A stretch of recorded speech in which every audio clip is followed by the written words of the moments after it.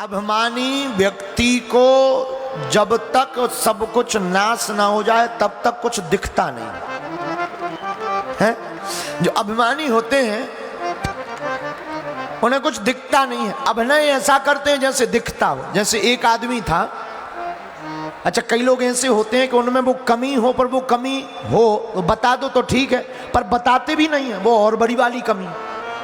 एक आदमी बहरा था, बहरा, सुनाई नहीं देता था, सुनाई नहीं देता था, ये कोई बड़ी बात नहीं, लेकिन किसी को पता ना लग जाए कि हमें सुनाई नहीं देता था। ये नाटक करना बहुत खतरनाक।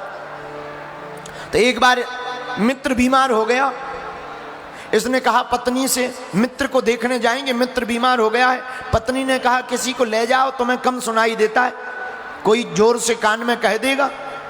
अरे बोले पागल हो क्या, उन्हें पता नहीं लग जाएगा कि हम बहरा हैं, काम चला लेंगे, 2-3 बातें ही तो पूछनी है, कैसे हो, सब ठीक है, हम जाते हैं। गया, मित्र को देखा, बिस्तर पे पड़ा हुआ है मित्र, पूछा कैसे हो भाई। मित्र तो बेचारा बीमार था, बोले मर रहे हैं। इसने अंदाजा लगाया कि शायद कह रहे ठीक हैं, तो अब अंदाजा तो हमेशा उल्टा ही होता है, जय हो भगवान जल्दी सुने, ऐसा उत्तर दे दिया। अब मित्र का बड़ा दिमाग खराब। इसने दूसरा प्रश्न किया, और बताओ कौन से डॉक्टर का इलाज चल रहा है। तो मित्र का तो दिमाग खराब हो गया था, एक तो बीमार, उसने कहा यमराज का।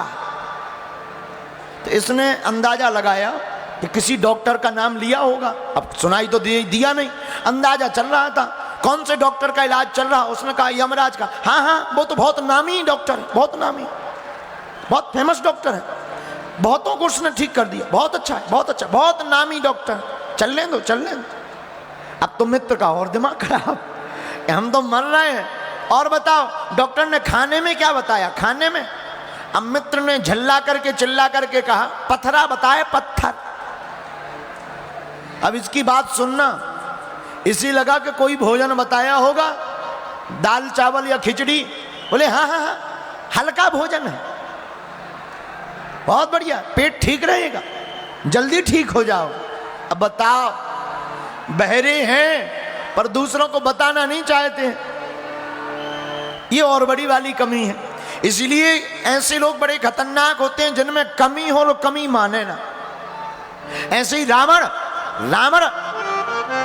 अभिमान में अंधा है, लेकिन अभिमान में अंधा है ये किसी को बताना नहीं चाहता। ऐसे लोगों का होता क्या है, हनुमान जी जैसे जाते हैं और ऐसे अभिमानियों के नगर में ही धू धू करके लंका को जलाकर चले आते हैं।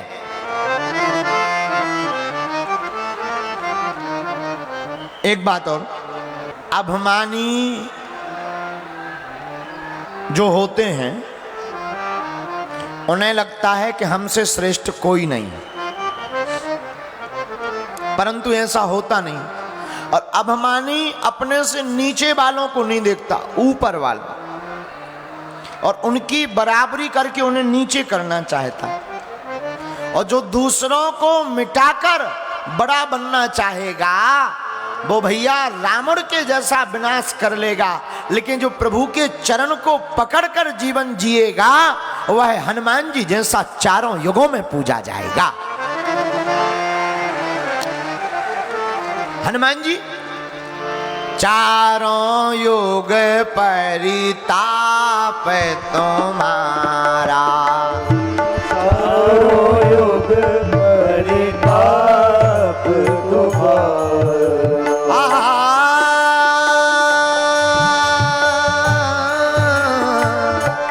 आपका चारों युगों में प्रताप है हनुमान जी। किस कारण से? अभिमान नहीं है। हनुमान जी से राम जी ने पूछा क्यों लंका तुमने जलाई? हनुमान जी बोले हमने नहीं जलाई, 5 लोगों ने। किस किस ने? हनुमान जी बोले प्रभु सीता के संताप ने, राम जी आपके प्रताप ने, रावण के पाप ने, ब्राह्मणों के श्राप ने और हमारे बाप ने लंका को जलाया है?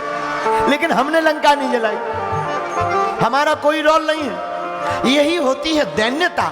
ऐसी दैन्यता जिसके अंदर आ जाती है वो नीचे से भी ऊपर उठकर आता है, लेकिन जो अभिमान में भर जाता है वो ऊपर से भी जमीन में मिट्टी में मिल जाता है। तो धन्य है हनुमान जी। चारों युग परिताप तुम्हारा, चारों युग परिताप तुम्हारा, है परिसिद्ध जगत उजियारा, है परिसिद्ध जगत उजियारा, है परिसिद्ध। अभिमानियों को समझा भी नहीं कोई सकता, इनको समझाना भी बेकार है। रावण ने जब किसी ने बताया कि लंका जल रही है, रावण बोले हमें पता है, पता है। अरे भाई पता है तो उपाय करो। लेकिन अभिमानी पता है, सब पता है। अभिमानी जब चलता है इस भाव में चलता है कि लोग हमें देखें, लेकिन भगवान का भक्त जब चलता है तो भगवान का भक्त सोचता है कि भगवान हमें देखें। अभिमानी अपने अभिमान को बनाए रखने के लिए किसी भी हद तक गिर जाता है, लेकिन भगवान का भक्त भगवान को पाने के लिए किसी भी जगह बैठ जाता है। तीसरी बात, अभिमान आने पर विनाश होता है, भगवान की भक्ति आने पर आनंद होता है। जिनको अभिमान आया वो डूब गए, और जिन्हें प्रभु का स्वाभिमान आया वो डूबते डूबते भी पार हो गए।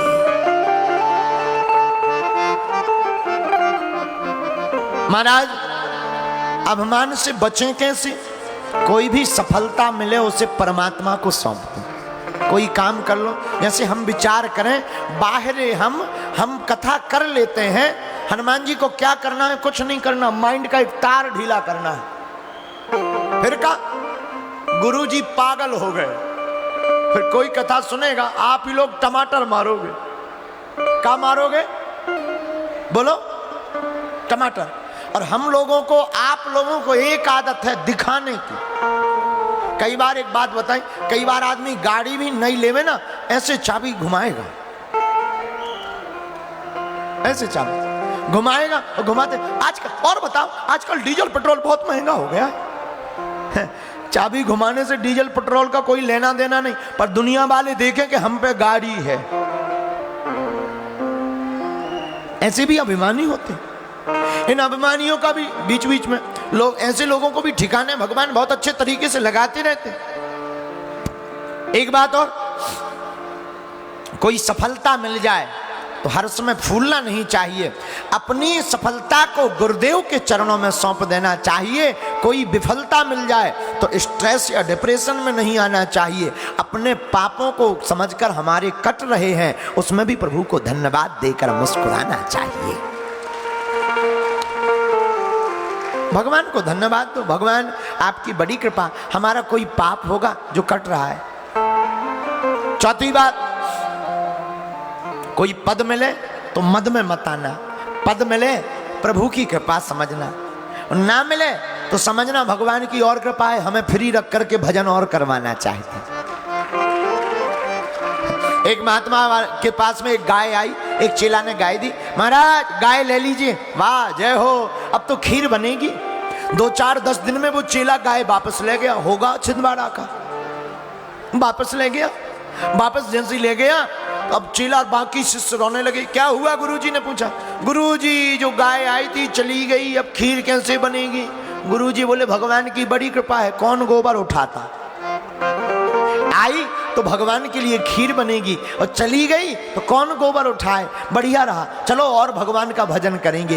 यही जीवन में सिद्धांत होना चाहिए। कुछ प्राप्त हो जाए तो समझना परमात्मा की कृपा से यही पर्याप्त है, और कुछ प्राप्त ना हो तो समझना भगवान हमसे भजन और करवाना चाहते हैं।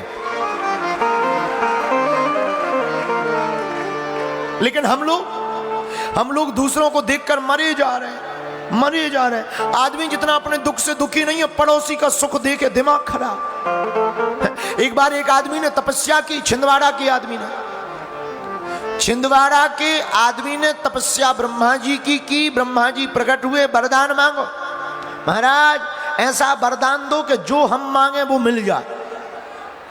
ब्रह्मा जी बोले वरदान तो कठिन है, लेकिन एक शर्त है। क्या? तुम जो मांगोगे वो तुम्हें मिलेगा, पर पड़ोसी को डबल मिलेगा। इसने कहा भाड़ में गया, वरदान मिले दे दो। ब्रह्मा जी बोले तथास्तु। ये वरदान लेकर घर आया, इसने सोचा चलो ट्रायल कर ले, ट्रायल। हे ब्रह्मा जी, एक मकान बन जाए।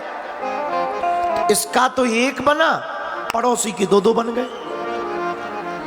अब इसका दिमाग खराब, इसने ना तपस्या की ना कुछ, हमने तपस्या की और बताओ तो दो दो मकान।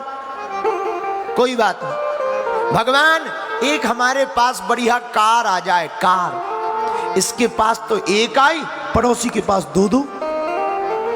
अब पड़ोसी भी कम चतुर नहीं, दो ही गाड़ी स्टार्ट करके कहे दो दो। देखा, हे ब्रह्मा जी, हमारी शादी नहीं हुई, एक लुगाई मिल जाए।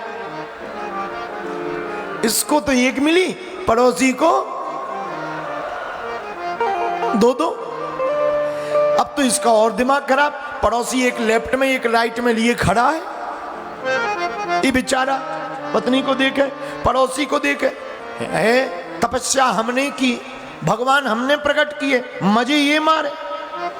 इसका दिमाग खराब हुआ। इसने सोचा वरदान है, हर प्रकार से उपयोग कर सकते। हे ब्रह्मा जी, हमारी एक टांग टूट जाए। इसकी तो एक ही टूटी, पड़ोसी की दो ही निपट गई। अब ये सामने देखने गया, पड़ोसी बैसाखी से चल रहा है। इसने कहा ओहो, और ले लो मजा, दो गाड़ी, दो मकान, दो लुगाई। अब इसे मजा आने लगा। हे ब्रह्मा जी, हमारी एक आंख ही फूट जाए। इसकी तो एक फूटी, पड़ोसी की अंधा हो गया। अब इसे और मजा आया है, दो गाड़ी, दो मकान, दो लुगाई। हे ब्रह्मा जी, हमारे घर के बाहर 20 फुट गहरा एक कुआं खुद जाए। इसके यहां तो एक 20 फुट का, पड़ोसी के यहां दो दो 40-40 फुट की। इसने फिर कहा हे ब्रह्मा जी, हम इस कुएं में गिर जाएं और 50% मर जाएं।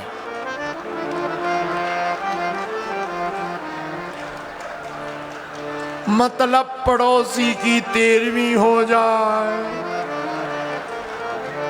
ब्रह्मा जी प्रकट भय, बोले वरदान कैंसल। ये बोला क्यों? बोले वाह, किसी की जिंदगी बर्बाद करके मानोगे? बोले वाह, तब प्रकट नहीं भय जब दो लोग आई, दो मकान, दो गाड़ी। तब प्रकट नहीं भय, अब हम उसको मजा चखा रहे, सो प्रकट हो गए। ब्रह्मा जी बोले नहीं भाई, कैंसल है। ऐसे लोग हैं संसार में, अपने दुख से दुखी नहीं है, पड़ोसी का सुख देखकर दुखी है। ये अभिमान के लक्षण हैं, जो दूसरों का सुख देखकर दुखी हो जाता है। और ये भगवान के भक्त के लक्षण हैं, जो दूसरे के दुख को देखकर खुद दुखी हो जाए और दूसरे का सुख देखकर स्वयं सुखी हो जाए। हैं? अच्छा महाराज, ऐसा भक्त कैसे बनेंगे? ऐसा भक्त तो एक ही उपाय है। पूछो क्या? हनुमान जी की कृपा।